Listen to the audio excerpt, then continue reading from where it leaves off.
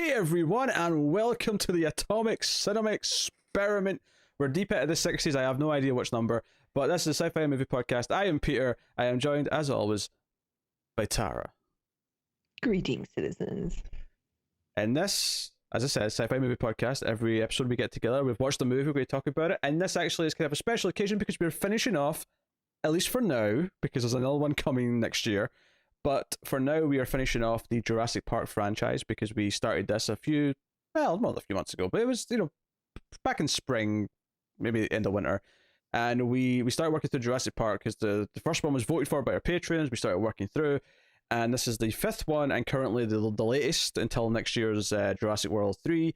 But this is Jurassic World Fallen Kingdom, which actually is unique in the sense that, I'm pretty sure, correct me if I'm wrong, but I think this is the newest film that we have done that isn't like new, if you know what I mean. Like it's the newest film I've had to rewatch, if that makes sense. I think so. Yeah, maybe that's a convoluted way of thinking, but I don't know. Yeah, okay, I think I understand. As I was watching, I was like, this is weird, this feels like it just came out. And I'm watching it again. I've not had that feeling with anything else. Everything else has been, either it's been years since I've seen it, or it's just something I'm watching for the first time because it's new or whatever. So, yeah. But anyway, so we'll start spoiler free, as we always do. We'll give you a warning before we go into spoilers, and we'll take it from there. The general gist of this one is that the island that the dinosaurs is on, Isla Nublar, the volcano that is there that was dormant, is now erupting, and there's a debate about whether or not to save the dinosaurs, whether they deserve to be saved, given that technically they went extinct, and should we save them, should we not? Jeff Goldblum collects a paycheck and gives a speech that means, it basically says nothing. And then they go and save some dinosaurs, but there's a villain who wants to do nefarious things with the dinosaurs, and I won't say any more than that. Okay. I'll tell you this: there's the character who turns out to be the villain. The second, not this time obviously, but the first time I saw it, the second I saw the actor, I went, he is secretly a dick. Like, he's being so nice in this scene, but he is I can see it. He is going to be villain 101 by the time this is all over. I guarantee you. Anyway, Tara, how do you feel about Jurassic World Fallen Kingdom? And I have to check it. Every time I say it, I have to check the title. I can never remember the goddamn subtitle to this movie. It's an awkward title. Yeah, I mean, who cares? Yeah, it's not a good title. Jurassic World 2. Right. On you go. I actually like this movie. I will admit, like, it's not great, but there's a lot in it that I really like. Except for one scene. There is one scene, and even when I put the movie on, whatever it was, like a day or so ago to watch it, I was like, God, I can't believe I have to watch this movie again because I don't want to go through that one scene.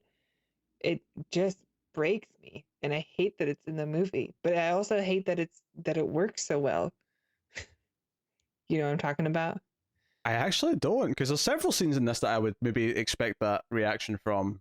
So, yeah, but there's one big one. Okay. No, we'll get to the spoilers. So here's the thing. When I saw it for the first time, and the fact is, you can actually go back and see what I thought the first time I saw it, because I actually talked to Matt about this in 2018 when it came out. And what was bugging me actually is that I remember having a huge plot hole problem with the opening scene, and I can't remember what it is, and it never occurred to me this time. And I wanted to go back and watch the review just to see what I said about the opening scene, because I couldn't remember what the plot hole was. So that's exclusive to that review, because I can't remember. It was something to do with detecting the dinosaurs, the T-Rex jumping out of nowhere. I don't know what it was, but it was something to do with some of that. Anyway. Oh yeah. The T-Rex is definitely Ninja Rex again. He's Ninja Rex. That's consistent. Well, he's consistently Ninja Rex throughout this movie. At no point do they try and do the thud, Yeah. So at least he's always stealthy in this one. So fair enough. There's a lot of Looney Tunes moments. Tiptoeing. So I like, when I came out of it the first time, I definitely like, okay, that was definitely not as good as the previous film. It was kind of a dumb movie, but as a dumb B monster movie, there's definitely things I liked about it. And I would say that watching it again, I still kind of feel that way in this. There's stuff, especially in the second half, that I really enjoy. Even though it's kind of silly, I enjoy the dumb B monster movie elements of it. Me too. Right? However, I will say this though, the one thing that has changed for me is that the first half was harder to get through. The first half is really rushed. It's really rushed. And do you know what It feels like it's a whole movie that's just crammed into, I don't know, like I don't even know how long I would say it is, but it's definitely separated between like the yeah, island stuff and the house stuff. it's about 45 or so minutes, maybe 50. It's do you know what it is? That first half, watching it this time, it occurred to me what it was. It was basically a like Roland Emmerich disaster movie with equally stupid things happening in it that you would get in that kind of moment. There was character choices that are made that just, or not even choices per se, but character like moments where all of a sudden characters will do something that like I do not buy that this character can do this. Nothing's been set up to tell me this character was capable of that. And then there's some really dumb comedy that I hate. I think the nerdy character, I don't necessarily hate the actor, but I think his character, his comedy writing is all over the place, and for the most part, he just kind of annoys me. And he's there to be the funny guy, and I just I think he's a fine actor though. Like if he were played by anybody else, like I would have hated him for sure. Yeah. And this part is just like, okay, it just feels a little bit like I don't know. I don't really like any of the new characters in this part of the film. They all feel tacked on. The veterinarian, like she feels underwritten or something also. And I actually don't really like the old characters in this movie either. Like I sort of wish it was a movie that didn't have Owen and Claire in it. I get that. I think Claire's fine. I think Owen's worse than he was in the last one, though. I found a lot of his. Of course, he's building a house. It's so eye rolly. Yeah, that felt eye rolly. I do also feel like a lot of his humor in this, like a lot of his one-liners where he'll say something jokey to Claire or make fun or flirt. Like I felt a lot of that just feeling really forced this time, in a way where I'm like, okay, their sort of relationship, whatever it was in the last one, was kind of cute for what it was. Like it wasn't super in depth or anything, but it worked fine enough. In here, like it's almost this expectation that we care enough about them to want them to be together still, and I'm like, they're definitely not good for each other. Honestly, you could have easily had a completely just new character filling Claire's role. Like, just as the one who wants to go save the dinosaurs, you could totally just have someone new doing that and it'd be fine. And it seems odd for her character from the last movie that she would become this, like, dinosaur rights activist.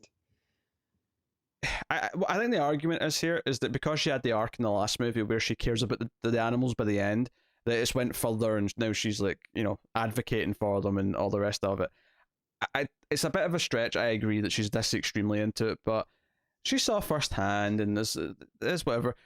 Joe, I hate, and I like James Cornwell, but like, no mention of him before. I know them retconning a second, essentially Hammond. He's not called Hammond, obviously. He's Lockwood, but he's even got the staff. But the like, I just like how did you do this? How did you retcon an extra Hammond? I don't hate it.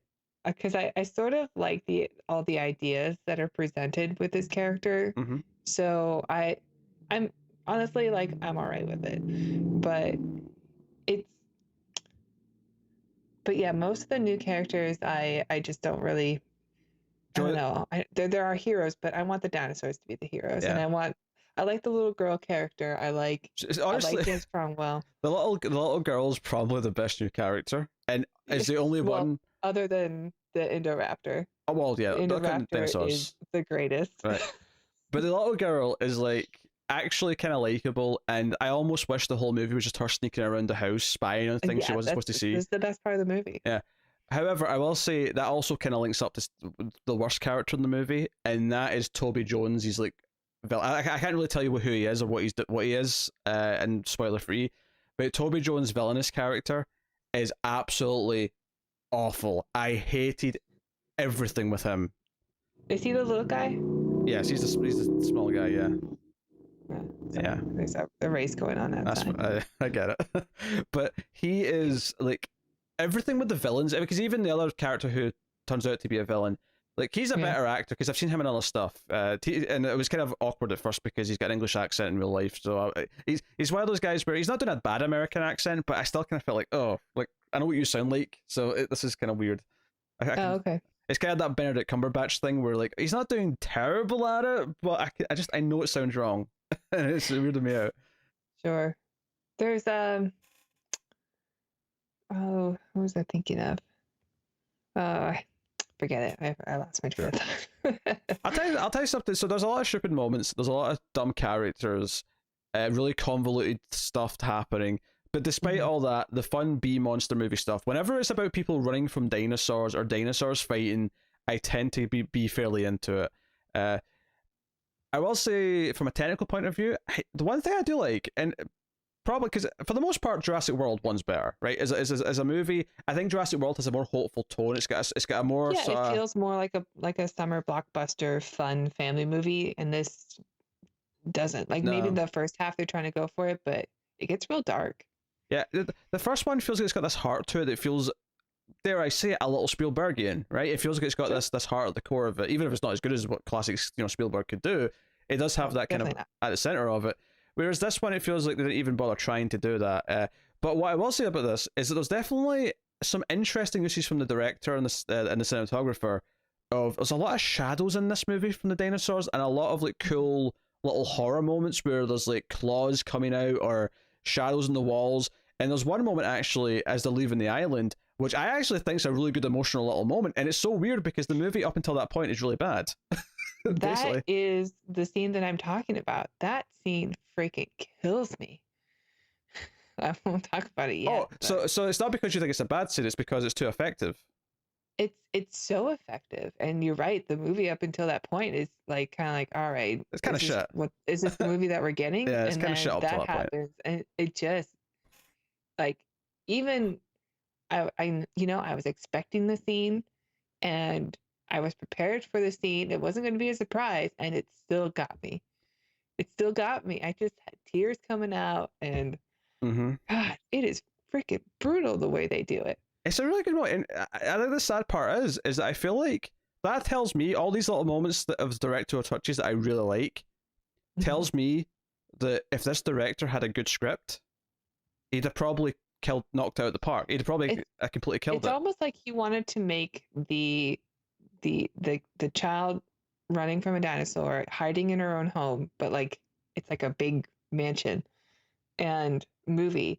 But the studio said, but we want to have this other film, this big volcano scene. And he said, okay, let me just get that out of the way. And then once that's over, it becomes a good movie, the movie I want to make. Well, to be fair here, he didn't write the script, right? Colin Trevorrow, who wrote and directed the first one, co-wrote the script with Derek Connolly. So I don't think, this is what I'm saying, I think Jay Bayona, who directed the film, I got from this that he's actually a really good technical visual director who probably... I love the look of the house, of the mansion. Basically, it may at points be one of the better looking movies in the franchise. And I say that it's not like some of the sequels look that good in terms of visual style, admittedly. Jurassic Park, obviously. The opening scene looks good too. Yeah, the opening scene, underwater stuff. Yeah, no, like I think visually it's actually got some things going for it that, or maybe a little cheesy in places. Like some of the shadow stuff, the Nosferatu style shadows in the wall. Maybe that's a little cheesy, but it fit into the B monster movie aspects of it I was liking. And I think what I said when this came out is that what I want, and I probably said this in one of the last Jurassic Park reviews, one of them at least, is that what do I want from Jurassic Park sequels? Because they can't be special again like the first one. I essentially want what I want out of a Friday the 13th sequel. I just want more B-movie dinosaurs chasing, eating in different locations, in different scenarios. Just give me fun dinosaur stuff. Yes. And the back half of this movie is basically that. It's a new scenario, new setting, an interesting kind of mechanic to how they're being stalked, which is interesting. And that stuff I actually get really into and have fun with. I've heard people say the back half of this movie is the closest we're ever going to get to a Dino Crisis movie, which honestly might be true. So, yeah, go for it. I don't know that. I don't know what that is. It was the same guy who made Resident Evil, but he did a dinosaur version called Dino Crisis. Oh, okay. It's fun. Difficult, but fun. Okay. Anyway, so... But the first half of this movie, so the way I would phrase this, I don't even think it's a half. Like I think it's like a half an hour that they're just trying to get through so they can get to what they wanted to show us. Yeah, I guess. Honestly, I feel like the back half of this movie that we kind of like more, right? I feel like that is, yeah, arguably what they wanted to do more of in this movie, and the first chunk was just what they need to do to get there. But I also kind of feel like it's almost a bit of like a consolation prize because they knew they needed to have something in here to be a big climax of the movie. So they need to have something that actually has action and fun in it in the second half. Because me and Connor, when we talk about TV shows a lot, talk about how, especially longer seasons, we'll have like a, what we call moving the chess pieces around the board episode, where it's not a prominent episode in and of itself, but it's kind of moving characters in places so that emotionally or whatever, they're ready for the next big episode where it's actually going to pay off all these things and feels like a really good episode that's strong from start to finish. And I kind of feel like Colin Trevorrow, who wrote and directed the first one, he's writing and directing the third one, and he wrote this one, or at least co-wrote it. This is clearly his trilogy for the most part. He's the one kind of driving the overall focus and story. I kind of feel like he's got this. He had the idea for the first one. He's got an idea for the third one, I'm assuming. And because in the end of this movie, which we won't say yet, definitely sets up a premise. It sets up a new status quo for we've not had before in a Jurassic Park movie. I feel like this movie, the whole point of this movie, all it really was on paper before he sort of thought of these other ideas was, we have to set up that ending for the third one. And everything else before it is just, how do we get there? And it kind of feels it. I mean, the title of the films have been promising us something bigger than, from the first one, and we still don't have it yet. They're promising, a Jurassic World. And so far, we've just had parks. Yeah, we just have parks. Yeah. So that's what I would say about the general thing. But I think there's fun to be had in the last half or so. Some fun monster movie stuff if you like a B monster movie. I think so too. I know it's not very good, but I do think it's shot well enough, and I think I care about the well-being of this little girl who's being chased. I do really like the new design of the monster. Like I wanted him to have his own, or her to have her own spin-off movie. Do you know where she does Looney Tune tricks? I feel like you could skip over a lot. So this is the thing. Do I know why I think Owen and Claire, especially Owen, feel like problematic in this movie in terms of being likable, in terms of wanting to see them and all the rest of it?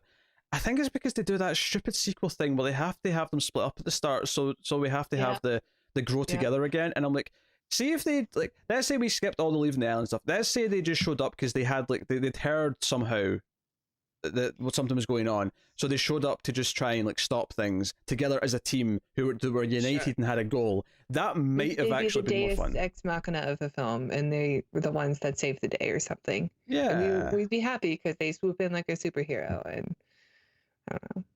Yeah, I don't know. You could have something with that.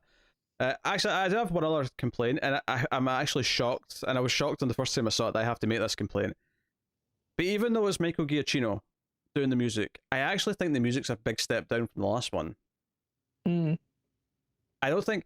I don't really notice it, except for the parts where you, like, zoom in on a portrait of Hammond and it does the dun, dun, dun, or something, Like, well, that's the thing. Like, there's so many good themes from the so many good cues from the original movie. There's so many cues that were made for Jurassic World, which were unique to this new, trilogy, this new chapter in the saga, if you will. And I feel like this movie underuses.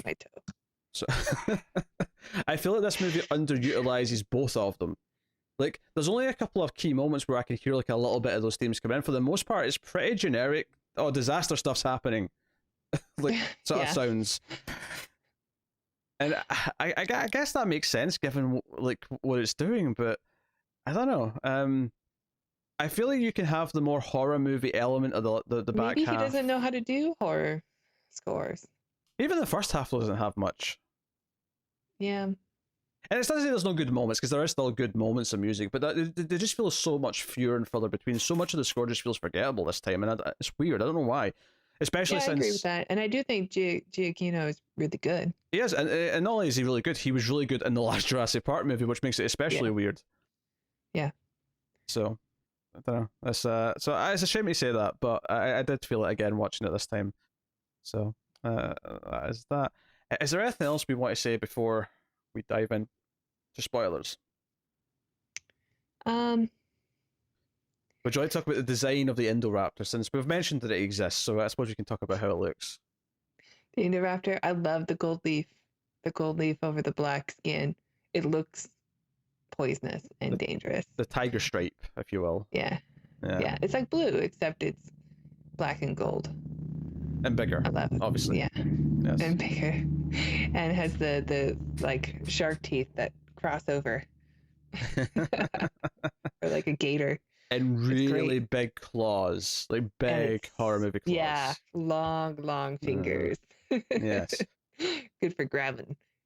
I think the monster design is awesome. Like, way to take a raptor and make it cooler somehow. And Yes. I love how smart it is, and to the point where it can look goofy, but I was so into it. Yeah, I will. Yeah, I think if I'm compared to just the last movie is definitely way better overall. Has way more heart, and the tone's just right. It feels like a nice, fun nostalgia throwback to the original film. This one, though, if I'm going to say has anything better, I would say it's maybe the visuals are better, and at least in places. And the set design, yeah. Well, I'm thinking more the camera. I'm thinking more the use of light and shadows and stuff like that. Yeah. But I mean, I'll agree with that. Yeah, I'm not necessarily against that point either. But I would also say, like you say, I think the Indoraptor is way more interesting to look at than the Indominus Rex ever was. Yeah. That said, I do really love the final fight with the Indominus Rex at the end of the world, which made the entire movie for me. So. Oh, I know. What a ride. Check out our review. Yes, almost 2 hours of it. So. Yes, okay, so I think it's time. We'll dive into spoilers and work through the movie then, talk about the various elements. So that is Jurassic World Fallen Kingdom. We will dive into spoilers now, but I will take this time to thank our Patreon producers for the month. So thank you to Alison M. Fordyce, Cindy Palacios, Tyler Hess, and David Short. They are all patrons at the $20 or above tier, which is why they're getting credited as producers. But you don't have to give $20, do they, Tara? Why no? If you really want to support us and you like the channel and what we do, you can check out our Patreon page. It's patreon.com/MilesPlusTV. And if you donate the minimum of $1, you'll get a bunch of bonus features, including additional episodes of the Ace. Yes. Yes. So if you're wondering where this Transfer Series saga that we always bring up is, that's where you can find it. So follow along with us in the journey of Jack Death. We always bring it up, she says. We. That's where you'll find it. And you can access all the other ones that we've done as well, including, I don't know, like Time Cop or Judge Dredd. Plus some others. Give me one more. Give me one more. I dare you. Future Force. Damn it. Okay. She remembered one, all right? She remembered one.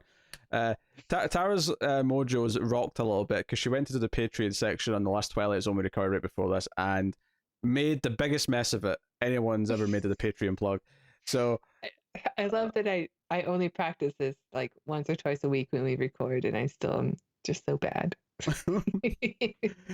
I mean, at this point, you shouldn't have to practice. At this point, it should just be natural. It should just be easy peasy, lemon Every time squeezy. it's a surprise. Oh, he's asked me to do it again. And also, at the $5 tier, I'll do this part for you. I'll let you away with the last bit. But at the $5 tier, you get early access to these Ace episodes a day early, as well as voting rights once per month to vote on an episode between 4 movies. There's even a bonus vote at the $10 tier now, where you can vote between a movie on this show, a movie on streams, and a movie on Flux. It's a whole thing. So go and have a look and see if you're interested in any of that. But your support is greatly warranted. The only thing I'm going to nitpick, and you did this in the Twilight Zone as well, actually, is when you say, instead of saying for as little as $1, or to make it sound like, oh, you just have to spend $1, you say if you give us the bare bones minimum of $1, as if you were annoyed, like if you. I was trying to jazz it up a bit. If you dare only give us $1, no, it's good. No, sell it. It's like you can just give us $1. $1's great. That's like. Hey, $1 is a lot of money. People work really hard for every dollar, so we have to make sure that it's worth it. Exactly. That's a good thing we have the Jack Death saga. I should probably learn by now that making you do the Patreon section makes it about 5 times longer as it would be if I just did it. But You know, that's okay. It's become a bit of a staple of the show at this point. Trying to pad the episodes out. All right. So full spoilers then for Jurassic World Fallen Kingdom. So movie stars, Isla Nublar. We have. Do you keep saying Falling Kingdom? Oh, Fallen Kingdom. Okay, I keep hearing falling. Fallen Kingdom. I guess I just say it fast. It sounds Fallen Kingdom, Fallen Kingdom. Yeah, they sound pretty similar in my accent. I know I'm saying it right. All right. Okay. It would be the first time, but you got it. I'm going to call it Falling Kingdom every time now, just to annoy you. So. Good work. Yes. Jurassic Planet, Descending Kingdom. Love it. That's the next trilogy. Yes. No, Descending Empire. There you go. Jurassic Planet, Descending Empire. Right. Okay. The Indoraptor will be dethroned. So, yeah, the movie starts with the nighttime stuff at the island, where it's basically the team that are coming to get the tooth from the dead Indominus Rex. Of course, they forgot about the big swimming one, which sort of almost pays a sort of dark joke at the end of this scene, because they've got the one guy in the tablet and the T-Rex comes up, sneaks up on him, and they're running, they're yelling, I'm like, come on. I'm like, how can they like, what do they say exactly that he's not hearing precisely at this moment, but whatever. And he just gets away. He actually like jumps out of the ladder from the helicopter and they're flying away. He's like, yes, he's made it. And then the big mouth comes up and chomps him. For the Mosasaur. Yeah, well, they say when they first like go in, they open up the gates, by the way, like in the Mosasaurus pad. Mm-hmm. So now the Mosasaur can go out like freely into the ocean, which never comes up again. So well, until you see something up. Until you see him at the end. Right. Okay. Well, sure. So, but go ahead. I was gonna say, so it's not really used in this movie, but it is like set up to just to say that he's also out in the world. So you see him in the montage at the end. Right. But I thought like the way they set that up was like, oh, this is gonna be our movie. They just released the Kraken into the world. But you know, the guys are in there like, relax, you know, it's whatever's in here would be dead by now, would have starved. So I guess maybe he was, or she, the Mosasaur, was just eating on that the Indominus Rex for quite a while. Oh, Joe, I saw something on Twitter. This is a tangent, but it's a relevant tangent because it's about the first Jurassic Park. It's a little one of those little bits of like, oh, you genius, Spielberg, you little genius that I never thought of or noticed. So start at Jurassic Park, right? They're on the helicopter, and there's that moment when they're landing where they're fastening their seatbelts, and Alan gets his seatbelt right, but he's got the two wrong ends. What ends does he have? What does he have two of? The female. Yeah, it's the end of the female parts. And what does he do? He finds a way. Sure, that was quite intentional. It was. That scene sets up the whole movie. Right there. It's foreshadowing the whole thing. Okay. Oh, come on. That is super intentional. Okay. Yeah. What a genius. Oh my god. I can't believe you're sarcastically calling Steven Spielberg a genius. You're right. It doesn't sound right. Look, I believe that is the sort of little thing I will choose to believe was an intentional, beautiful moment. And you know what? If it was accidental, then sometimes glorious accidents are just as fun. So yep. I'm leaving it there. Okay. Saw it on the Twitters. Anyway, I thought it was worth pointing out. But so we get introduced to Claire, who I can't remember if she goes to the office or visits the house first, but either way, she goes to the house, the big mansion, to meet. She's at her office first. Is that first? She's doing like a call center for trying to rescue the animals, because this is where we find out about the volcano. That's right. Yeah, it goes to BBC News. That's right. It goes to BBC News, and this very, very English woman is like, the dinosaurs are going to go extinct. There's a volcano and it's erupting and lol. Like, what world are we in now? And do we save the animals that we created? Yes, and basically the government decides no, because this is where we get the first of two Jeff Goldblum, because they got Jeff Goldblum for a day, and they sat him in a courtroom. I remember being so excited that Jeff Goldblum was going to be in Jurassic Park again, and he doesn't interact with a single character. That's, you know, I mean, like any We of our can main expect characters. this for the next one when it comes to. I mean, isn't Sam Neill and Laura Dern going to Yeah, be in it? all three of them are apparently in the next one, and my expectations for their use now is like at the bottom of the ocean. Yeah, I saw Jeff Goldblum, because he plays in a band, like in a jazz band somewhere in Los Angeles, and I went and saw him a couple years ago, and it was the day before he was supposed to fly out to film parts for Jurassic World for this movie. So I saw him like the day before. Yes, the day I before just wanted to share that story. well, it was the day before he flew out to film it, and then it was a day later he flew by. Yeah. That's how little he's in this movie. And his speech basically is nothing. He's basically just kind of regurgitating, Malcolm sounding things. Yeah, he does his Goldblum-y, actually, that kind of stuff in it. He throws in a little bit of sprinkle of Goldblum. Yes, but ultimately, like, they've got him there because at the end of the movie they want him to say "Welcome to Jurassic World." They want him to say that at the end. They want the trailer. They want the trailer narrator. Yeah. That's all. That's all it is. They could have literally just left it out and just like put it in the trailer, but not had it in the movie. It could have been a trailer exclusive. It totally could have been. Right. Anyway, so she's upset because they're not going to help the dinosaurs because Jeff Goldblum's convinced them that they shouldn't, and they understand him. They believe him. Mm-hmm. So she ends up at the mansion because Hammond 2 is Eli. or Eli. Is Eli? Oh, it's Eli. It's called her out. You're right. It's not Lockwood. Because Eli wants to send out a team to save the dinosaurs. But and that's the other weird thing about this is that this first 40 minutes also oddly feels like a sped up remake of Lost World. A little bit. Because it's them going to get the dinosaurs and oh no, they're evil. The company they're taking them for their own means. We even have an evil version of the Hunter. We have Buffalo Bill from Silence of the Lambs. He's basically Pete Postlethwaite. Yeah, it's like his character, but without the nuance. He's just more like one note in evil. Postlethwaite was sort of evil, but he had an honor system, you know, that you respected. But this guy doesn't. No, he just likes to collect tooths from animals that are already in cages. I'll crack the joke now. All the dinosaurs are ladies, so yes, he likes the great big fat girls, just like Silence of the Lambs. I was going to use that quote. You can use the other one. I called dibs on it. You can use the other one when he's dancing in front of the mirror. No, I can't swear. I'd love to see how you make that relevant to this movie as well. That's a challenge. How do you turn the rest of those Buffalo Bill? She a great big fat raptor. Oh dear. I'm sure you could fit the lotion one into it somehow. Don't challenge me. Okay. Wouldn't dream of it.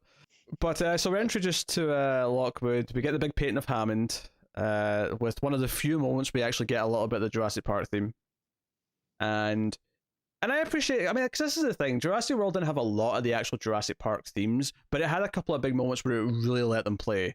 And it felt like prominent. But it had a lot of its own new themes as well. When that freaking T-Rex shows up, and at that point you've sort of forgotten about it, you're like, oh my god, this is great. Yeah. So I love it. We have him explain, okay, go to the island, she's all happy about it. We're introduced to Lockwood, the woman who couldn't have kids in ZPG, which we did just recently, is now an old woman taking care of a kid. I just remember, it's so funny, because I remember you looking at the IMDb page for her, and in the review you said, oh, I recognize her old face. Yeah, she's but then I asked you if you recognize the old-faced woman in the movie, and you said no. It clicked into place though, and clearly it was like more of a subconscious thing rather than like I remember this, vividly. Joe, it's funny though. At one point, there's a flashback to when she was taking care of this girl's mother, and well, we're in spoilers, so I can actually just admit that she's not her mother technically, but you know what I mean. Like, but there's a flashback to 30 years ago, and I'm like, hey, this is like ZPG time. this is what she looked like in the movie. So that gave me a chuckle. But we get this idea, and I'm like, and this is the thing. I think when I first saw this, part of me when I saw the little girl, I was like, oh, of course they shoehorned a kid into it because there always has to be at least one kid. Yeah. Little did I know the kid would end up being the best human character in the movie, but that's neither here nor there. Right. Because she's Right. so pro dinosaurs, which is great. Like, we want someone. I mean, don't get me wrong. Okay, sure, Claire's really pro dinosaurs, but this kid's excited about dinosaurs. She's like, Yeah. pro, like, it's good. So I agree. yes, and Rafe Spall, of course, Eli is definitely the villain. He's going to be the villain. It's written all over his face. He's too smarmy. He's too like, I'm the good guy. I'm here to help you. I'm gonna save the dinos because I love dinosaurs. And like, I don't buy any of this. You're a salesman. But you know I what? don't buy the pitch. You know how Buffalo Bill is like just Pete Postlewaite with no nuance. This guy is just Bob Balaban from Lost World with no nuance. Yeah, I guess so. Or Balaban, whatever he pronounces his last name. He's that dude. So Yeah. there you go. We can keep doing this. We can do this all day. We've got a redhead. Yeah, Claire's just Julianne Moore. There you go. Done. We got Goldblum. Chris Pratt, Jeff Goldblum. That's an insult to Vince Goldblum. Vaughn. Oh, is it? A nerd. Actually, no. It's more the vet. The vet's Vince Vaughn. Yeah, I can see that actually. Yeah. And then the nerd should be Eddie, but unfortunately, he lives in this movie. Pour one out for Eddie Carr. Yeah, none of the good guys die in this, actually. I just realised. It's kind of Yeah. pulls its punches in that sense. None of the good characters. Well, I mean, except for the Indoraptor, the best character. Okay. He's still a villain. You can love a villain, but he's still a villain. So Indoraptor So is she. part raptor, part Indominus Rex, and part Bugs Bunny. That's how you make an Indoraptor. Yeah, that's all it's missing is someone dubbing over it going, "What's up, Doc?" Yeah. If Bill Blanc's voice showed up in the middle of that part in the cage, I wouldn't have been surprised. Yeah. Okay. So from there, we go to the island. Well, actually, she has to go and convince Owen because Owen's the only one who could maybe get Blue because Blue's running around on the island. And it's not been terrible so far. It's a bit rushed. All the stuff that's introduced so far feels a bit rushed. I do like the opening scene. Yeah. But that's kind of fun. But the Claire stuff so far has not been terrible, but it does feel a bit rushed and kind of like a bit sequely. Like we're just trying to justify like sequelness. Why she's here. Yeah. But then she goes to see Owen and like they're trying to redo the thing from the first movie, and I mean Jurassic World, where she comes to see him at his place to get him in the job. They sort of try to recreate that scene, except this time he's building a house and like I'm like, look, dude, Mr. Cool. you were on a show with Ron Swanson, but you are not Ron Swanson, right? Just let me make that very clear. Ron Swanson builds cabins. You burn them down. I mean, he's literally like chopping wood and saying, "So, you want to bring me back in, huh? One more job." And I felt like they So tried. bad. I felt like they tried to give him nuance by having. So this feels so pointless to me. It's like this extra thing. It's like they're trying to give him a little bit of depth, but it just feels so throwaway and tacked on. Is that she takes him to a bar and she explains what they're doing, and he says, "No, I'm not going. I'm not interested." And to the point where he says, "Yeah, just let them die. I don't care." He actually says basically that. And then we have another scene afterwards where he's watching like old home movies essentially of him training baby Blue when she's little. And you know he's troubled by it because he's drinking while he's watching it. Yeah. And all I could think was, this achieves absolutely nothing. I don't think there's no depth to this whatsoever because he just decides because of this footage to show up on the plane. And all I could think was, you could have just saved like 4 minutes of screen time by having her just as soon as she says no, we're going to save Blue, for him to just go, yeah, obviously I'm in, and just cut to the plate, like, because I just skipped that part. And sometimes, okay, yes, you can add some depth because someone's maybe got like some doubts, so they don't want to go. Maybe Yeah, this is Ripley's scene of being convinced to go back to LV 46. Don't compare Owen to Ellen effing Ripley. Owen Ripley scene.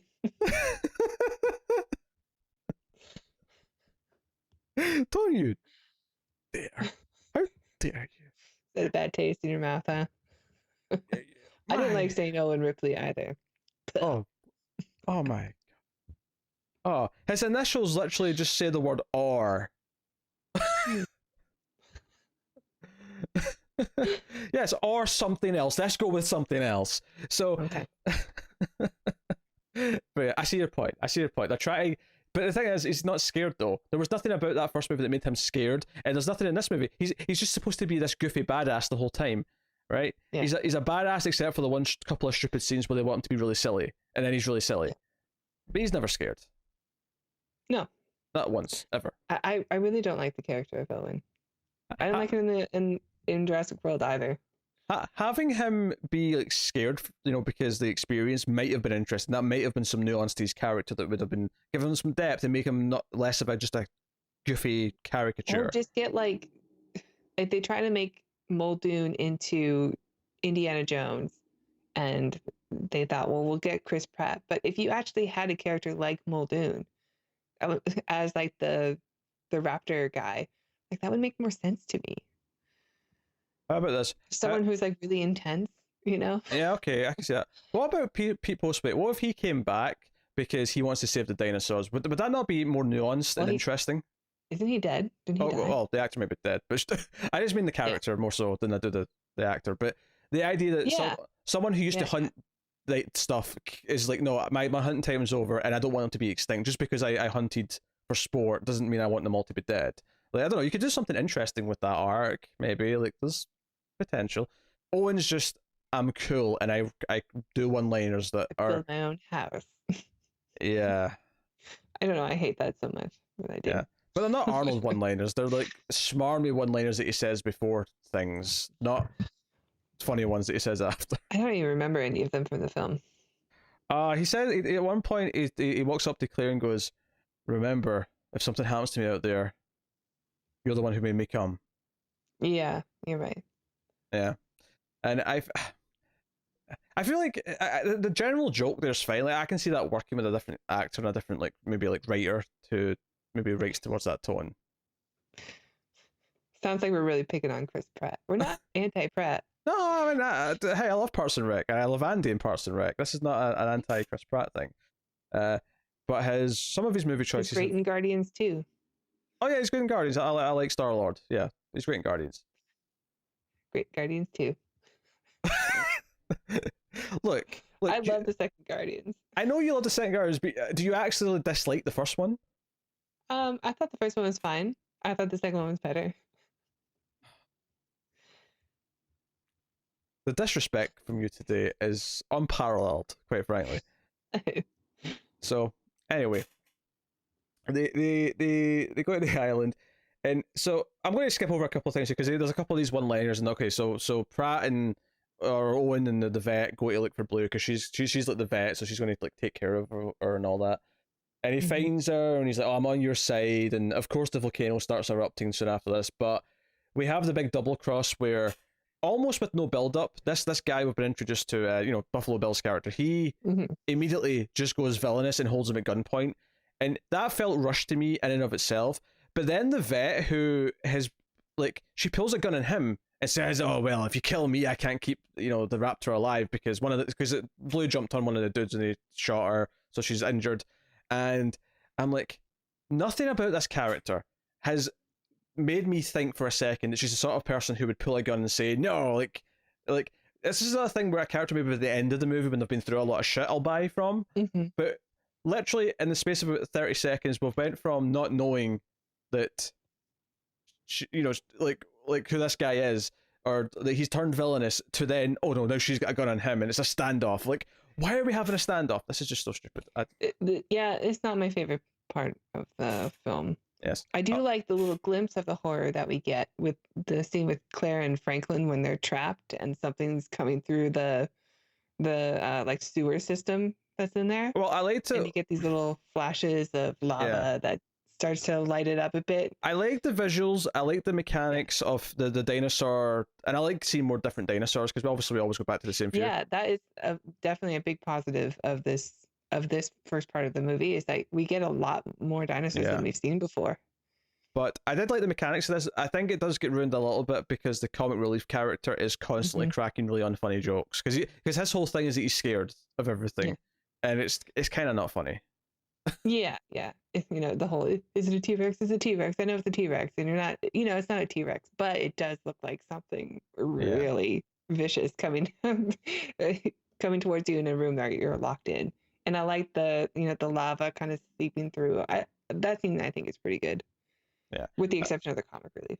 Yeah, the comic relief kind of ruins it a little bit, but I like the overall horror setup of it. It's just it's a good this is what we can expect in the second half of the film. Yeah, I suppose that's true. Because then we get the ridiculous. Well, before we even get to the hamster ball again, we get the because before the bad guy, Buffalo Bill leaves with the raptor, and he has the vet at gunpoint and all that. He tranks Owen. He tranks Chris Pratt. So we get this ridiculous scene because this volcano. I mean, they left this really last minute because the volcano was erupting as they're there, and Chris Pratt, paralyzed, is rolling away for comic relief's sake, might I add, from lava that's rolling towards them, and it's just this really silly scene. And it's stopped by a tree, which wouldn't catch on fire. It's a really good old thick tree that will take time to eat through. It's a tree that's thick with two seeds. Got it. Okay, it's a fake tree. There was no trees in the island when they got here, so they made a bunch of trees where in the middle of the tree it's actually the toughest metal known to man. It's just a wooden exterior. It doesn't melt. For sure. Okay. Well, whatever. It's a tree that's impervious to lava is what saves his life. Okay, it's diamond. It's literally just solid diamond inside the tree. Wow. They spent a lot of money on these trees, okay? It's a park. Well, that's why they charge a lot of money for the tickets. Yeah. Not just because you have to take a yacht to get there, or a cruise ship. Yes, and all the money they probably have to spend keeping all the dinosaurs happy and fed and breeding and goats. Whatnot. Yes. I mean, the goat was an okay reference to the first movie. I get it. That's what it is. I suppose I can't. Outside of the Hammond painting, and I suppose, well, the fact that they give us a new Hammond, I suppose, is a bit over the top. But it doesn't go ultra hard on nostalgia as much, this one, I suppose. So I guess I can give it a little bit of credit for that. It's not as heavy on the nostalgia. With the exception of the scene at the end of the island. Jesus Christ. Okay, that uses nostalgia effectively, but that's not them just redoing a scene, is what I mean. They're not just redoing a moment from a previous film, or they're using the fact that the first. I don't know. It's the same dinosaur. Yeah, well, that's the point. The same thing where it goes on two legs. It's the exact same dinosaur scene. We can't say torture. Okay, yes, it's doing that to evoke your first memory of seeing a dinosaur in Jurassic Park, but I don't I think that's effective use of nostalgia because it's it's effective. Yeah, but we're about to get there because we get to the ball and they're hiding in the ball because we have the avalanche of the eruption coming down the hill, and they're in the ball, and the big dinosaurs coming after Pratt, but then the T-Rex comes in and saves them because the T-Rex is a good guy or good girl most of the time. Yeah. So good girl, you're a good girl, Rexy. And we get this is what I was saying about how it's just like a sort of crappy rolling down disaster. Maybe all the stuff with them going off the edge and then in the water, him trying to break the glass, all of it just kind of felt like, oh, we're doing just disaster movie tropes right now. That's all this is. It happens. Everything happens so quickly. It does. It really does. I feel like they could have just skipped over a lot of this, especially since parts of it do kind of feel like a rush remake of Lost World, and Lost World is not something I really want to be reminded of that much. Yeah, Lost World's not great, but it does really just come off as the movie they had to get out of the way so that they can make the rest of the film. Yeah, which is always a shame because it means the last half is a little bit more rushed than you'd like. I wish it was slower and built up a bit more, and Yeah, well, I'm fine with the pacing in the latter part of the film. No, I guess what I mean is that you could have done more with it if you had a whole movie that kind of just started later in the story. Yeah. Yeah. But so this is where we get the big. So they have a bit of a chasing action scene where they have to get on the boat because it's leaving, and they jump on the truck and blah blah blah. Action movie, whatever. Yeah, but they get to the boat, and they all sort of look back, and just as the lava and the smoke and all the rest of it's all sort of reached to the edge of the island, and we have the Bronchosaurus. Is that correct? I think it's a Brachiosaurus. What they call it? Yeah, the Brachiosaurus, the lone Brachiosaurus is walking in the pier as if it's reaching out for the boat. Like, you forgot me.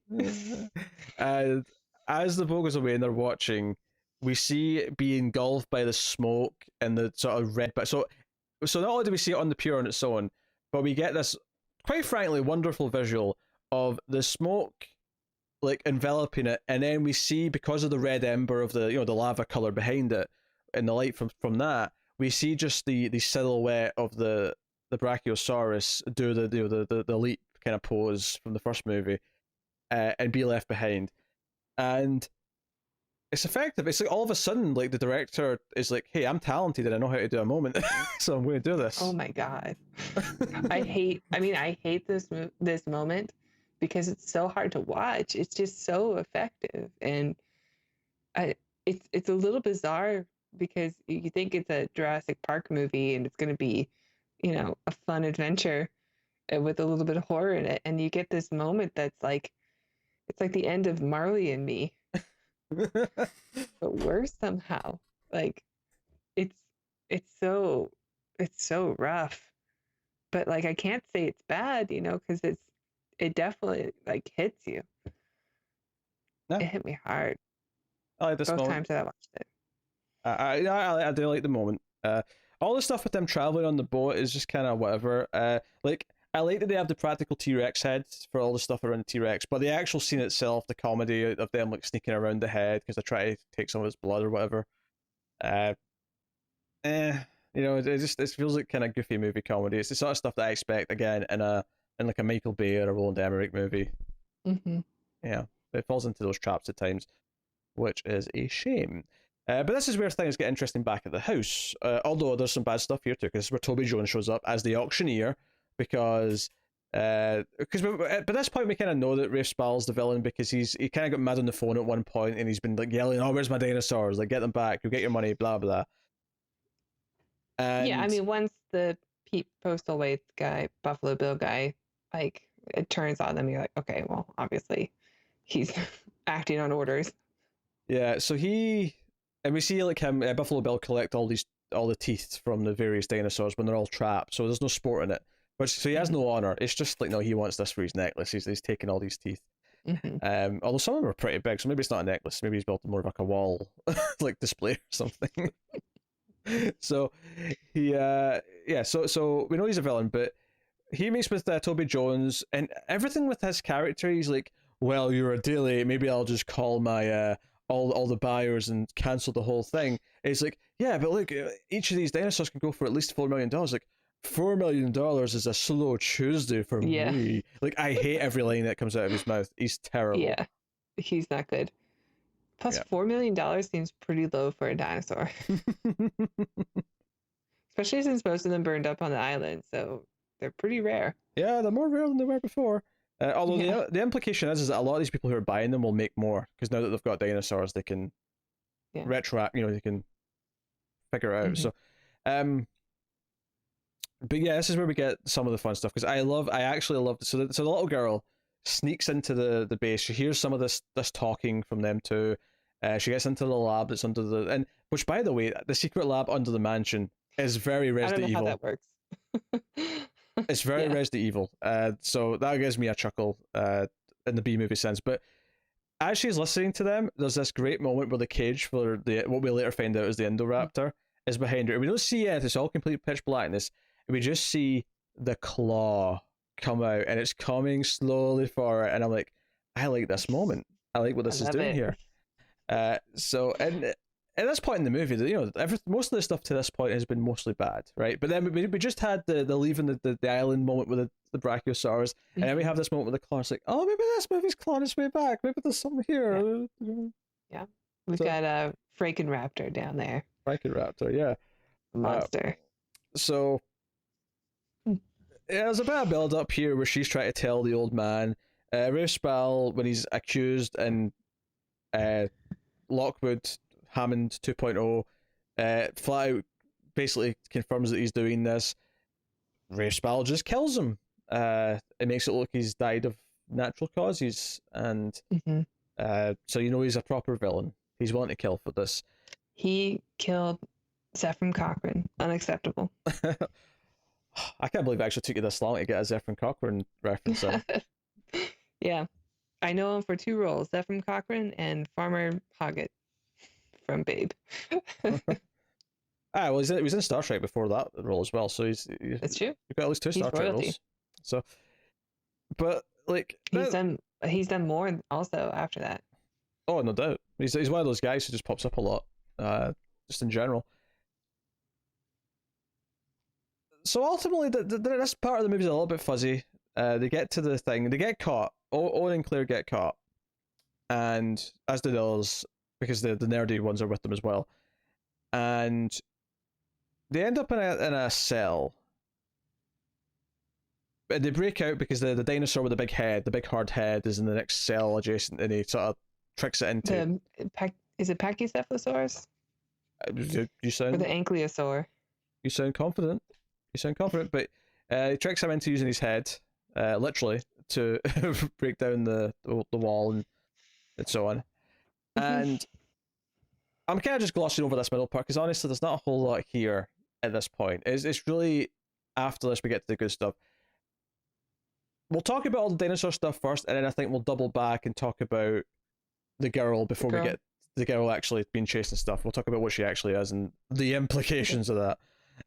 So this auction is happening, and they're bidding on dinosaurs, and we get a montage almost of them like sold, and they're just selling off these dinosaurs, and there's all these rich 1%ers from all over the world buying up these dinos, and Toby Jones just said, "Okay, we've got a treat here at the end of the auction for you, a prototype of something to come for the future." They bring out the Indoraptor, and they're all impressed, and they do a little demonstration. And see, if I was this rich guy in the audience, I'd be livid. I'd be livid that they used him as a demonstration, because it's been trained to target things with this laser sight. So you point the laser at the thing, and then you press this audio button, and then the raptor will just go in. He's in the cage at this point, so he can't get to him. But the guy shits himself. Like you can almost smell the shit coming from the seat that he's just shat himself with. So. This is our introduction. It looks great, as we mentioned. That's one of the things that the movie does get right, is how good the Indoraptor looks. At least I think it looks cool. Oh, I think it's awesome. Do you know what I think it is? I think adding color to your custom dinosaur is what makes it work. I think the Indominus Rex. Fast. Yeah. Gold looks expensive and fast, and the with the black, like, it looks poisonous now. It's great. Yeah. So. Yeah, and of course Owen and Claire are sort of spying at this point. They've got out of the cell and they're like, we can't let that thing leave. So they try to sabotage everything. So they're running around. Here's the thing, though. We have to talk about what maybe is the dumbest scene in the movie, from a character decision point of view. How the Indoraptor gets out of its cage. Because it's not Claire and Owen trying to kill her or try to stop it from getting out because it's too dangerous, which might have made sense if that's what ended up escaping. If they were trying to help and inadvertently kind of did something to let it out. No. Buffalo Bill decides to go down the well where he's got the big beefy girl, as it were. In this case, the cage with the Indoraptor, because he wants a tooth. He's like, "Oh, I didn't see you before. I want a tooth." So he tranks it. He shoots like 5 tranks in until he put it down. He's like, "Okay, you're down. I'm going to come in and take my tooth." And the whole time I'm like, "You idiot! What are you doing?" Like this thing is clearly going to wake up. This thing is probably smart enough to play dead. It's already awake. Yeah. Because it actually smiles. Yeah. It like smiles and winks at the camera like Bugs Bunny. I love it. I love it so much.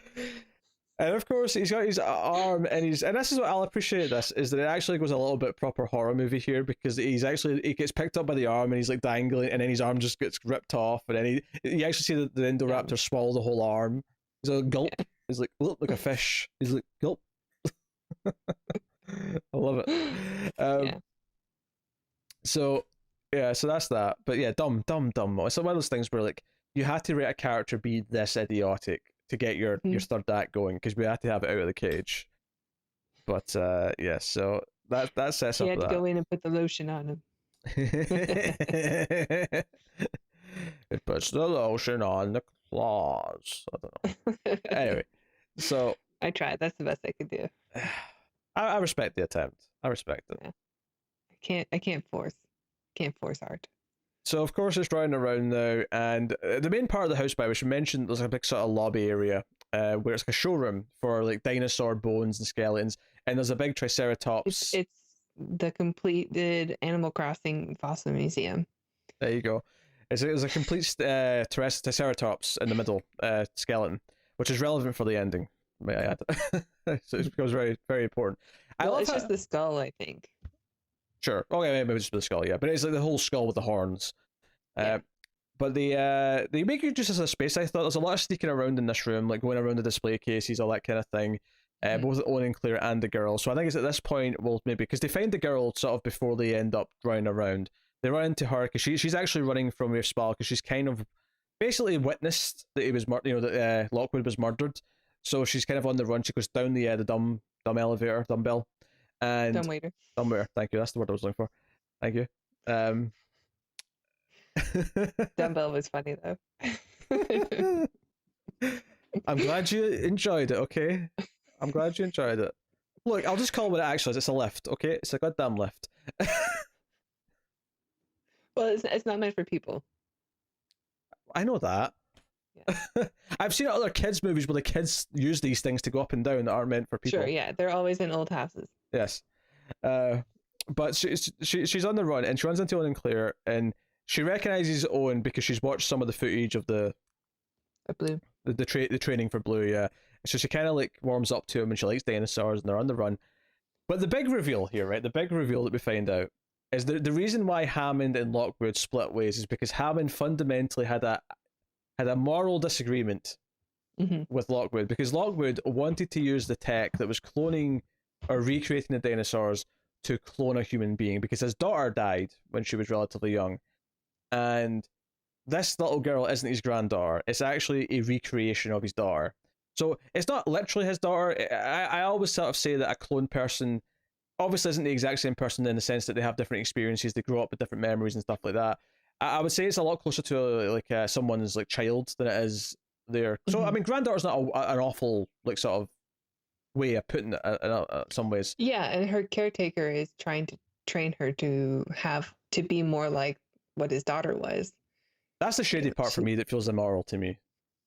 Yeah, I mean that's why she's there though, right? Yeah. To bring back his daughter, so she can't have an American accent. She has to have a British accent.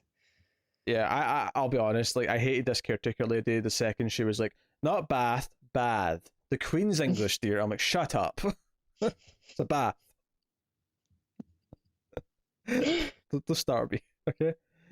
I actually really like this story beat. I think it's really cool. I think that at this point now we are so far removed from the Jurassic Park films that I love it. You know, I'm glad that island's burned up because now we can't go back there. True. No, I agree. No, I will give this points for being something different, for being like a step in a direction.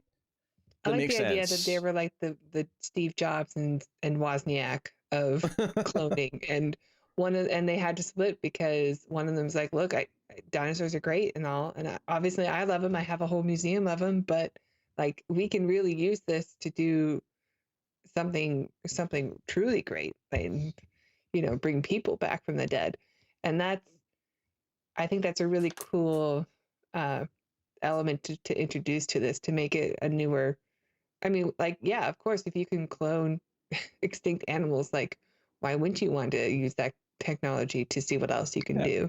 And I would say, of course, there are moral implications, and that's why they split up. But I know it is kind of retconning it by adding a second Hammond character, but at least they give it a reason. Yeah, no, I mean, it's definitely still a bit goofy because of the retconning that they had to do to fit it in there, but I agree that it's something new. I will say that, I mean, I think morally it's clearly the wrong thing. Like, you can't recreate a person. Yeah, and the fact that he's trying to recondition her. Now, I don't have a problem with her existing, because like the idea that, because she's a person, like maybe the third one will bring up the idea, like, should she have race because she's a clone? Well, yeah, she's still a person who feels things and experiences things. Like, it doesn't really matter. Like she's still a person. So I don't really have a problem with people being created via cloning, I guess, but I just have a problem with... Maybe this will end up into like a Brave New World sequel or something, where there's actually an island of cloned people out there that rich people have also purchased, and they're cloned humans / dinosaur hybrids. Yeah, what I was saying, we've been expecting for a while. So what I was saying is I don't have a problem necessarily, I guess, with people being created via cloning. It's just the idea that they're there to replace the person they've been cloned from is idiotic and can't happen because a person is made up with their experiences and what they go through, and you can't just recreate that. It doesn't work. It's never going to be the exact same person. Brave New World? You probably didn't read it in school. Nah. But there are movies around it. Like we watched the Mystery Science Theater movie that was basically Brave New World. The parts of the clones horror and The Island, which I've never seen, but I'm pretty sure is the same thing. Yes, we'll do it sometime. But it's about like rich people who can afford to have themselves cloned. So when parts go wrong, they have a perfect version of themselves that they could take those parts from. Like that's just a resource that they have now. yes. So I like the idea of those two storylines like merging together because we've introduced cloning. Why not introduce more science fiction cloning into the franchise? Sure. I have no problem with the concept. I do think there's a decision that she makes, the girl, at the end, that I think they don't actually spend enough time with her developing the idea to actually make it feel natural that she makes this choice. It feels if there's anything that's rushed in the back half, I think it's her making this choice of like, no, they're clones like me. They should be free. Like that. Yeah. That idea is a bit rushed. I can agree with that, but I do like it, but at the same time, it does feel a little bit hollow. But of course, we have to talk about all these set pieces here because we get not only the hiding in and around the display cases, we get the bedroom scene where she's literally hiding in the bed and the claws coming for her. And wonderful visuals. There's we a lot get the skylight and the Indoraptor like slowly going behind the curtain with the thunder in the back or the lightning in the background to again illuminate it. It's great. Cheesy horror movie stuff, but it looks really fun, and at this point we're in for a B monster movie, and in that tone it's working wonderfully. And there's some great shadow moments here as well. And obviously we get the idea that Blue once again gets to be this hero, where Blue jumps in and tries to save and kind of gets her ass whipped a little bit the first time as well. It's not until the very end where she sort of makes that big leap that does the killing blow. Because it's like, do you know what the ending is? The way it dies, it's Terminator 2, where they get it to the edge and it almost goes into the death trap, right? It's like Owen, so Claire has the laser thing, she points it at Owen, then Owen does a dive so that it sort of crashes into the skylight. But essentially what that is, that's Sarah Connor with a shotgun, getting the T-1000 to the edge, and it just isn't quite enough, and it's climbing back up. And then in comes Blue, like Arnold Schwarzenegger with the one arm missing, and it's coming through the cog, and doing that final blow that makes it fall and land on the Triceratops head to kill it. I wonder I like this scene. It's Terminator 2, basically, is what I'm saying. We've even got the kid. The kid's John Connor. Yeah. There you go. But they already did all their lava expense in the beginning part of the film. Yes, true. Of course, the thing that didn't work here is the fact that Claire did not then, Blue did not do the thumbs up, afterwards. Well, Blue survives, right? Blue survives, yes. But Owen tries to keep her, and she sort of looks at the cage and goes, nah. And he's like, I understand. Bye, Blue. Go be free. Yeah, go be free. So she runs off. And all I could think was, that's still a Velociraptor, and she's still going to murder people. She's still definitely going to murder people. Yeah. Probably children. Yes. The T-Rex too, of course. But again, the T-Rex, because the T-Rex is mostly absent, but we do get one great, Eli, Rafe Spall's character. We get a brutal, him dangling around eating T-Rex because he survives a stampede of all the dinosaurs coming out when the girl opens the door. Because it's this big moral choice moment where Claire wants to let them out, and Owen's like, look, I get that you want to do this, but think of what happens. Yeah, if you release them, we'll have dinosaurs in the world. Yeah. And, that's kind of a big deal. Even if we want to save them, it's still going to completely alter the food chain. It's maybe irresponsible to do that, and how many people it's going to put in danger. And then, of course, the girl just goes, nah, I'll do it, lol. It's done. Yeah. I'll make the decision for you. And she's like, they're real, like me. Yeah.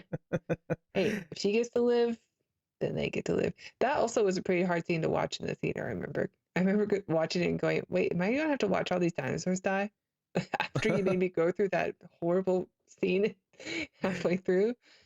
And so I am glad that they were released, just because it is hard to watch the dinosaurs be tortured. It feels really uplifting at the end, because obviously the villains in this movie are pretty much human beings through and through. I mean, okay, the Indoraptor's a villain as well, but for the most part, it's really the humans. So you're kind of actually happy they're free because they kind of deserve some freedom. But at the same time, there's going to be roaming free and killing people left and right, and maybe that was a bad idea. I So know.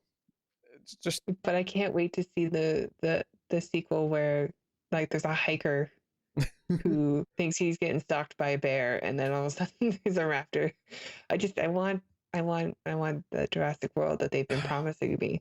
You know what the sad part is I want those sort of things too, but I feel like it's going to have maybe a little bit of that, but for the most part, it's going to focus on whatever Owen and Claire are doing to try and I know. solve something. I don't want them in it. That's the downside to it.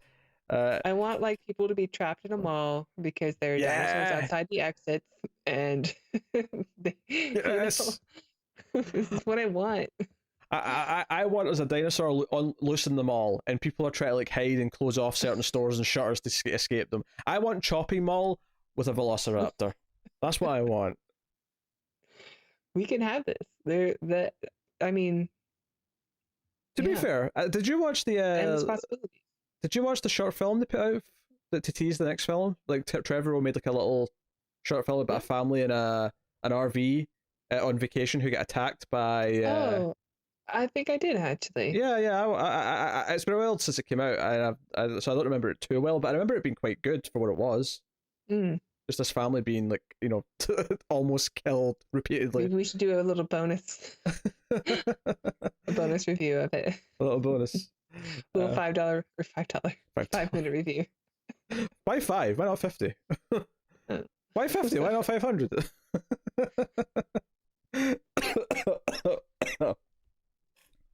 Yeah, you're right. I forgot about that. Yeah. Which is actually, you like Colin Trevorrow or Trevorrow? I like Safety Not Guaranteed, and I like Jurassic World, but I never saw Book of Henry, but apparently it was terrible. Like everyone. Apparently, it was enough to pull a Star Wars movie. I think it's so funny. I've probably mentioned this in the last one, but I think it's so funny that Trevorrow's path with the Jurassic World trilogy is so similar to J.J. Abrams with Star Wars, where he did the first one, he left, and then it was like, oh no, we have to fire the third director, come back. And ironically, Trevorrow was the guy that was fired from the third Star Wars movie. It probably would have been better if he directed it, admittedly, because that last Star Wars movie was pretty rough. There's stuff I like in it. Overall, I'm still positive on it, but it's sad that it was I don't know, it just felt rushed. It's like the first part of this movie. I'll tell you what, like, see, maybe episode 100 is when we start working through Star Wars. I don't know. We're gonna have to do it eventually. Well, we've made it a vote on the franchise, but Jurassic Park won. It did. Jurassic Park did win. That's true. For the record, when we do Star Wars, it will be in release order, the correct order for which one should experience them. Why wouldn't it be? Why would there be any other way to watch it? Because some people are like, you need to watch the prequels first because the continuity. No, prequels spoil the original films. Yes, this is the thing. Prequels, 99% of the time, are made with the assumption that you're viewing it after the original. So the whole idea is that it's foreshadowing things you already know. So it's made. It's supposed to be experienced that way. Yeah. Yeah. So, anyway. I mean, that's basically the movie. We kind of glossed over some of the set pieces, I suppose, because I do really like a lot of the stuff with the raptor chasing them around, and he kind of gets stabbed in the leg, so she's kind of out of it for a little bit, because basically, like, the girl's on her own, and she's like, go save the girl. We didn't even mention BD Wong gets knocked out. Oh yeah, he shows up. I hate his character. Yeah. I think it's so strange that Henry Wu is now this, like, big time villain. And he's still alive. Yeah, they drag him out, so he's still around for the third movie. Right. And this is why I think those two new characters are just so pointless and just tacked on for the sake of having some other comic relief. And also, I do genuinely think they kind of looked at the rest of the cast and went, "Oh shit, everyone else is white. We have to think of some new characters," which I don't have a problem with. I am all for more diversity in these movies. The problem is that these two characters have nothing worthwhile to do, and the fact that for the second half of the movie they're basically forgotten about, except one scene where he saves her because she's like separate from them. That's like all they have to do in the back half of the movie. They had nothing for them to do. They're completely worthless. So it's really rough, and yeah. So honestly, would you be more excited if the third one was going to be Bayona also? That's a tough question. I don't know. Because Jurassic World was better than this one, like overall. But this one looks better, and This like one- the yeah. parts that are good here, although I don't know if anything really beats the last like 15 minutes of Jurassic World. I don't think so either. But you're right. The parts that are good here, I think are better overall, and it's riskier. You know, it takes a lot more chances, and I kind of like that. yeah. But do we want the heart back that the first one had? But again, Trevor did actually co-write this one, so it's not like he didn't have a hand in this. Mm-hmm. I don't know. So obviously we end with the montage basically of all the dinosaurs interacting in various. That's where we see the big water one again. It's someone surfing, I think, and you see the just behind the wave. Yeah. So that's fun, I guess. Yes, this is what I want. Yes. Yeah. Basically, what a movie. But take it seriously. Don't make a Sharknado. Don't make it goofy. Make it, take it serious.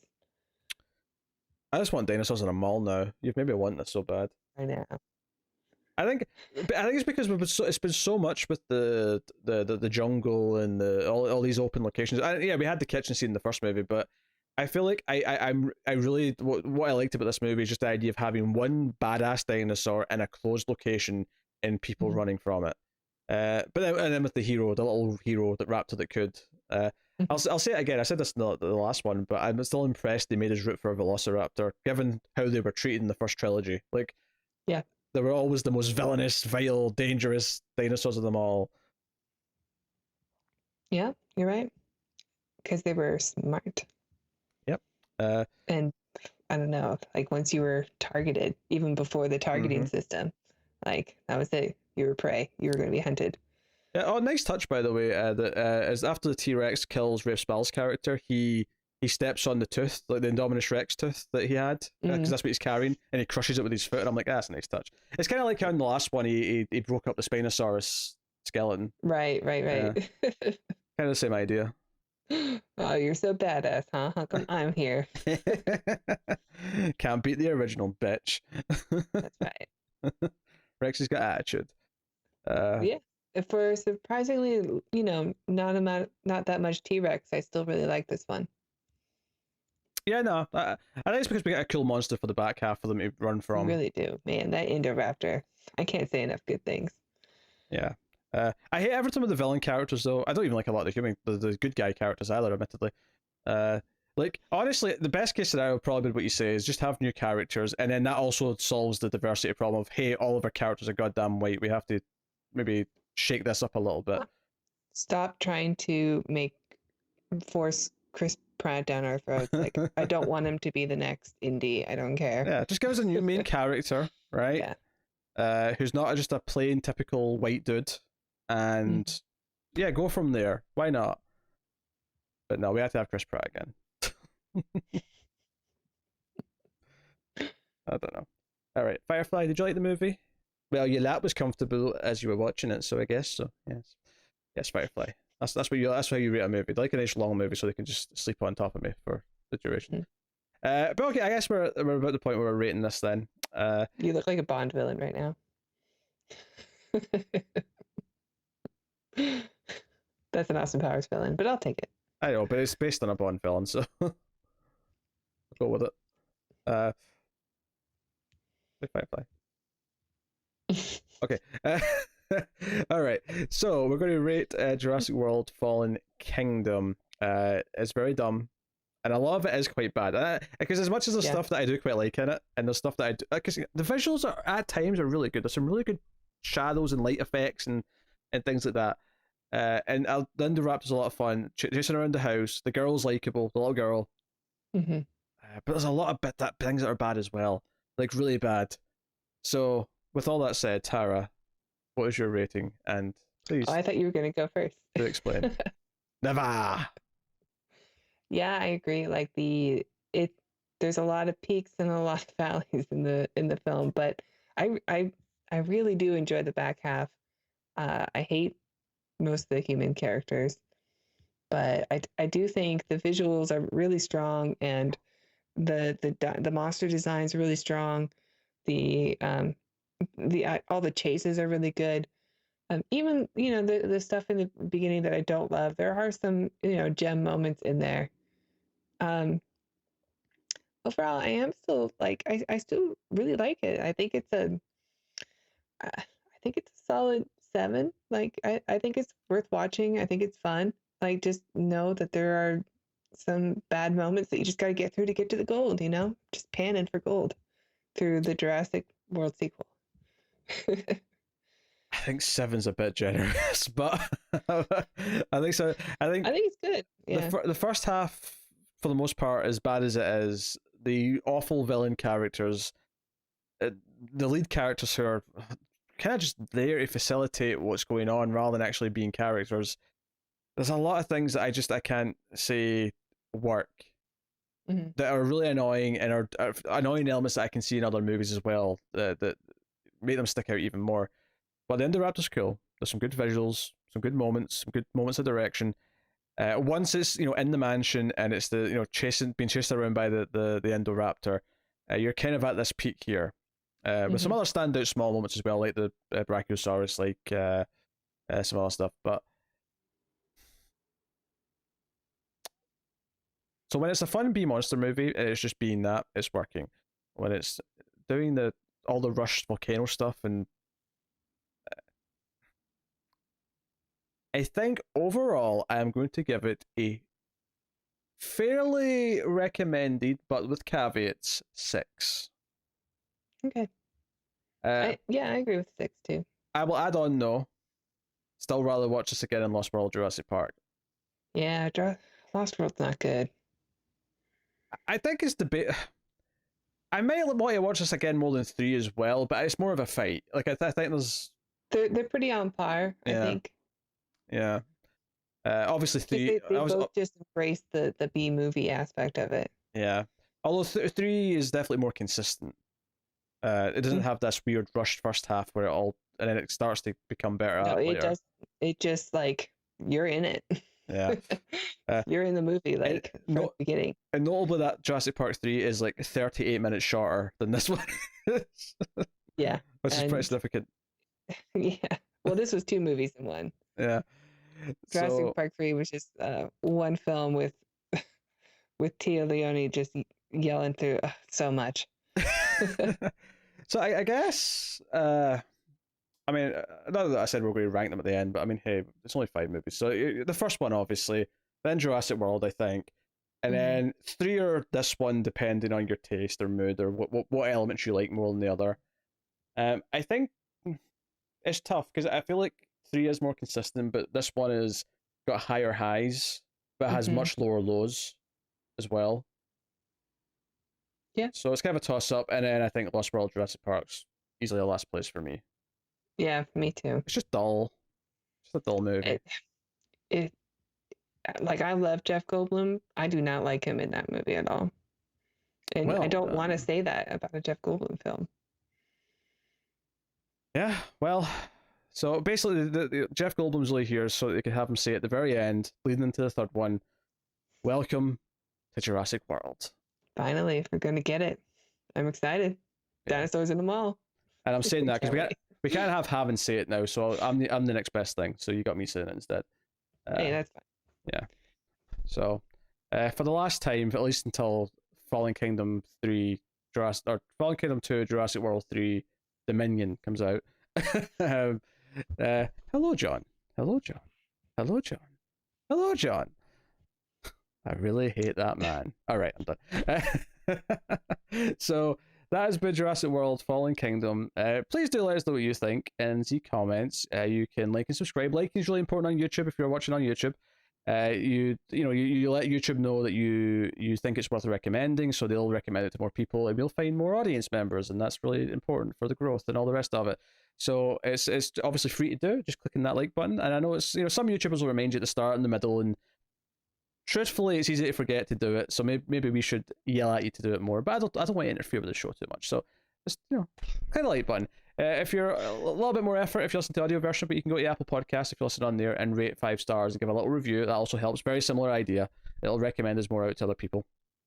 Patreon, of course, if you want to support us financially. As we mentioned earlier, Tara went in great detail. I should remember. Tucson, Arizona. That is a reference to What We Do in the Shadows, the current hit sitcom from FX, also on That we Hulu, love quoting. that we love quoting. Yes, that was a quote from Jackie Daytona. That's all I'm From saying. Tucson, Arizona. Yeah. Arizona, yeah. Who really cares about the town's local volleyball team? Yeah. Yeah. All right. So yes, go Patreon, go to Twitter at mail_fuzz, or specifically for this show at the Ace Podcast. So feel free to go and check out all those things. But that is, Tara, would you like to recommend anything else that Mail Fuzz TV do? Sure. If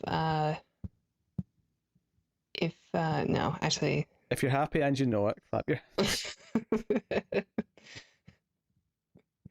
What other things are on here? If you like this format of people talking about movies for 2 hours, you can check out the Influx. You'll get some good gems in there, maybe some things you've never heard of, and possibly a lot of things that you have. It's not me, it's Peter and Connor, and they review movies together, and they know a lot more about film than I do, but I don't think it's as fun. But it's still good. It's good listening, good watching.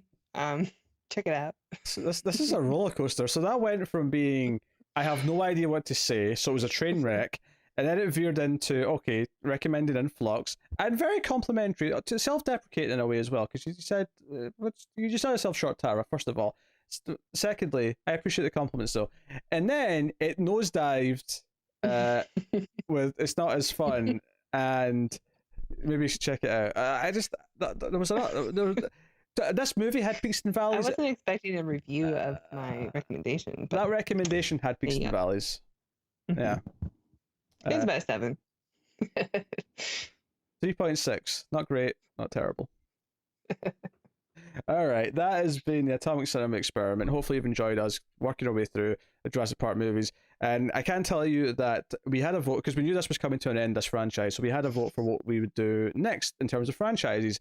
So there were some repeats from the last vote, some new ones, but the winner that our patrons voted for, and we'll be starting next week, and much like Jurassic Park, we'll do one every month, give or take.